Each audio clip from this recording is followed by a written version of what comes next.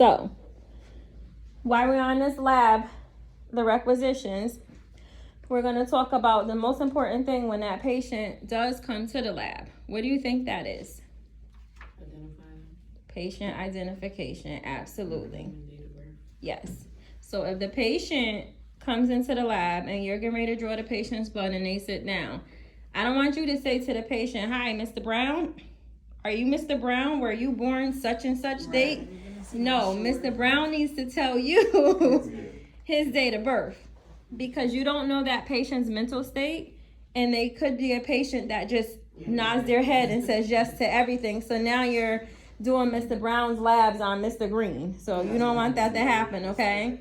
So I could tell you this, you could draw all the blood in the world, but if you don't have the right patient, after 1 or 2 times, you won't even have a job, okay? So when you leave here, we want you to be able to deliver, okay?